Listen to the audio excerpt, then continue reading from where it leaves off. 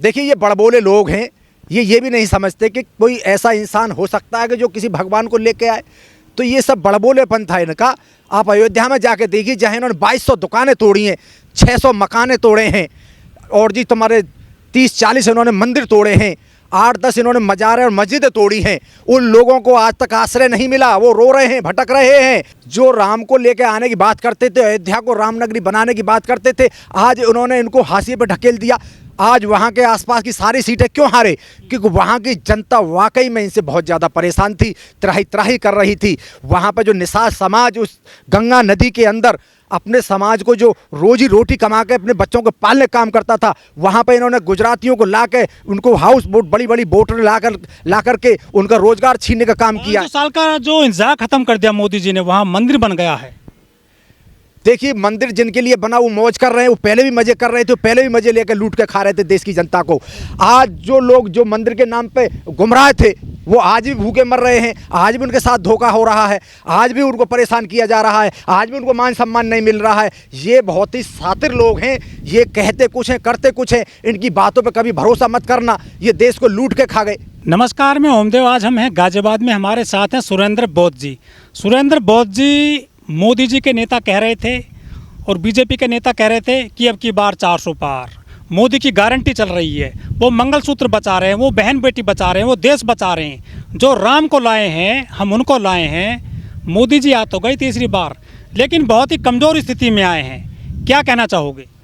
देखिए जिस तरह से ये अंधभक्त जब ये नारा देते थे हम 400 पार पर जाएंगे, उसी पल भारत के जो भारतीय जनता पार्टी का जो नेतृत्व था, चाहे अमित शाह जी कहें चाहे मोदी जी कहें, इनका खून सूख रहा था, इनके चेहरे काले पड़ रहे थे, क्योंकि उन्होंने अंदरूनी सर्वे कराया था और उस सर्वे के आधार पर भारतीय जनता पार्टी 200 से नीचे सिमट रही थी।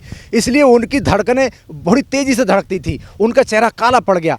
इसलिए आज जितनी सीटें भी अगर इनको मिली हैं, तो इसके लिए उनकी जो उन्होंने जो क्षेत्र के देश के जो जिलों में अपने जो डीएम और कलेक्टर को जो लगा कर रखा हुआ है, उन्होंने जो बेईमानी के आधार पर दिल्ली की 7 सीट दे दी, गुजरात की 26-25 सीट दे दी, मध्य प्रदेश की 29 सीट दे दी, बिहार की जहां उनकी सरकार थी वहां उन्होंने लगभग सारी सीट उनको दे दी। तब कहीं जाके इनकी इतनी सीटें आ पाई हैं। ये इनकी 150 से कम सीटें आ रही थी। ये तो 400 पार का दावा कर रहे थे। देखिए दावा तो वो इसलिए कर रहे थे कि देश की जनता को गुमराह किया जा सके। जितना इन्होंने दावा किया 400 पार का, इतनी जनता के अंदर इतना इनका आक्रोश था, इतनी इनके खिलाफ वोट दी गई और भारतीय जनता पार्टी को 200 से नीचे 150 पे लेके चले गए। तो यहाँ तो 100 सीट की सरासर बेईमानी हुई है भारतीय जनता पार्टी के द्वारा। तब कहीं जाके इनको 240 सीटें बैठी हैं। और जो कहते थे कि 150 सीट आएंगे, 150 सीट के ही हकदार थे, ये सत्ता में आने वाले नहीं थे। तो मैं समझता हूं कि जो मनुवादी जो सोच के जो लोग थे आज उनके साथ जुड़े हुए, उनकी सरकार बनाने में सहयोग कर रहे हैं। मोदी सरकार के 17 मंत्री हारे हैं इस चुनाव में।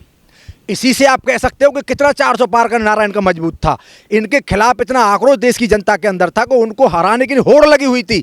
जनता तपती धूप में, रिकॉर्ड पारे में जब चरम पर था यहाँ का टेम्परेचर, तब कहीं जाकर लैन में बहाने पसीना बहा के इनके खिलाफ वोट दिया और उनको 100-150 सीट से नीचे लाने का काम किया।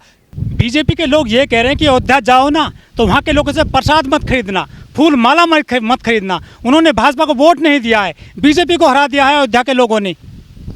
देखिए ये इनके खिलाफ उनका आक्रोश था।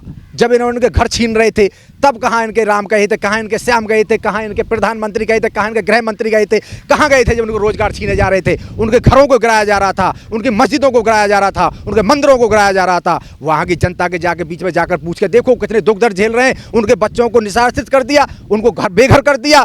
इतना आक्रोश वहाँ की जनता के बीच में था कि आसपास के क्षेत्र की सारी सीटें ये हार गए। तो मैं इसको आक्रोश ही कहूँगा। बदला वोट के बदले दिया गया है। देखिए बुलडोजर नहीं है, एक तरह से उनका सातरानापन है। अगर यदि अपराधी मैं हूँ, अपराधी कोई और है, तो उस अपराधी के लिए संविधान में सजा का प्रावधान है। उस एक अपराधी को सजा दी जाती, लेकिन नहीं, इन्होंने संविधान को कभी नहीं माना। अगर संविधान को मानते तो उनके घरों को बुलडोजर नहीं चलाते, उनके बच्चों को घर से आश्रित नहीं कर देते, उनको बेघर नहीं कर देते। ये बहुत ही शातिर दिमाग के लोग हैं, इनसे सावधान रहना है। इनको देश की सत्ता में आने से जब तक रोक सकते हो, मैं देश की जनता से आग्रह करूंगा कि इनको देश की सत्ता से जब तक हटाओगे नहीं, तब तक आपके बच्चों की शिक्षा को, रोजगार को, मान को, सम्मान को, संविधान को, सबको छीनने का ये काम करते रहेंगे। इनको जल्दी से जल्दी जान जाइए, इनको सत्ता से हटा दीजिए। मेरा आपसे भाई ये निवेदन है। स्मृति ईरानी चुनाव हार गई हैं, सबसे प्रिय मंत्री रही हैं इनकी, मोदी जी की। देखिए स्मृति ईरानी क्यों गिनते, जितने इनके प्रिय मंत्री के 17 मंत्री चुनाव हारे हैं।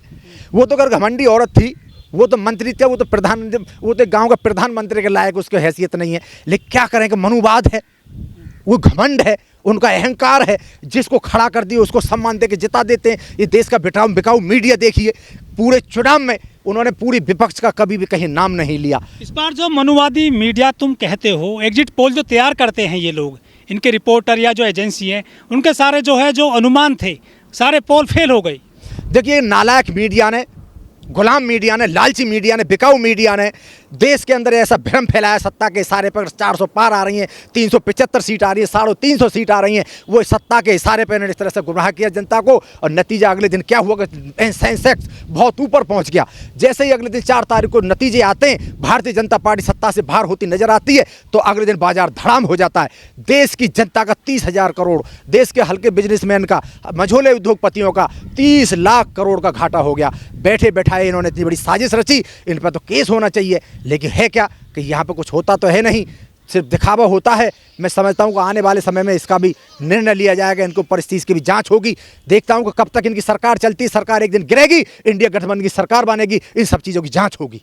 अरे नीतीश कुमार और जो है नायडू साथ हैं मोदी जी के। देखिए नीतीश कुमार नोडी साथ जरूर हैं, नायडू। वो भूल गए हैं। वो इतनी जल्दी भूल जाएंगे, मुझे तो बड़ा दुख होता है कि जिनको इतना दुख दर्द दिया गया हो, जितना उनको डराया गया हो।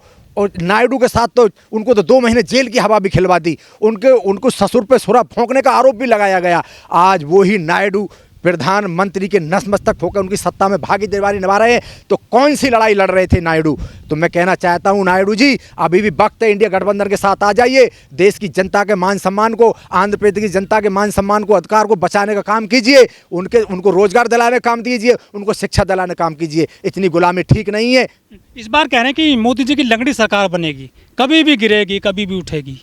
नहीं, बिल्कुल सत्य बात है। इनकी सरकार बहुत दिन चलने वाली नहीं है, क्योंकि ये जो गठबंधन जो मजबूरी में हुआ, लालच में हुआ है। ये अहंकारी लोग हैं, किसी के सामने झुकेंगे तो है नहीं। सबसे पहले तो नीतीश कुमार की पार्टी को खरीदेंगे, उसके बाद नायडू की पार्टी को खरीदेंगे। ये 5 साल किसी के कंधों पर सरकार नहीं चला सकते, मजबूर सरकार नहीं चला सकते। इनकी तो हमेशा साजिश रही है, जिस दिन ये शपथ ले लेंगे उसी दिन ये साजिश रचनी शुरू कर देंगे। ये ले रहे हैं शपथ शाम को मोदी जी, अगले दिन से ये साजिश रचनी शुरू कर देंगे।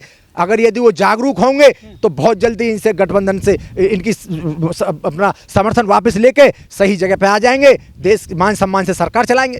इस बार 2 महिला प्रमुख, एक तो नवनीत राणा अमरावती से, वो कट्टर हिंदूवादी महिला नेता हैं, जो मस्जिद के आगे जो है हनुमान चालीसा पढ़ रही थी। और एक हैदराबाद में माधवीलता, वो भी चुनाव हार गई हैं। तो क्या इस बार हिंदू कट्टरता जब धराशायी हो गई, जो धर्म की राजनीति कर रहे थे, कट्टरता की राजनीति कर रहे थे, उनको मौका नहीं मिला इस सब चुनाव में? देखिए पहले तो बता दूं, जो हम हिंदू हिंदू चिल्लाते हैं, ये हिंदू चिल्लाते हैं, यहाँ पर कोई हिंदू है ही नहीं। जिनको ये ओबीसी कहते हैं वो शूद्र है, और धर्म इनका वैदिक धर्म है। सनातन से भी इनको कोई लेना देना नहीं है। सनातन बौद्ध धर्म का एक सबसे बड़ा शब्द है, बौद्ध धर्म से चुराया हुआ है। कभी ये वैदिक बन जाते हैं, कभी सनातन बन जाते हैं, कभी हिंदू बन जाते हैं। सही मायने में इनका जो धर्म है वैदिक धर्म है, और उस धर्म का जो मालिक है ब्राह्मण है। उसमें ब्राह्मण बनिया और जो ठाकुर जो आता है वही इस धर्म के, वैदिक धर्म के मालिक है।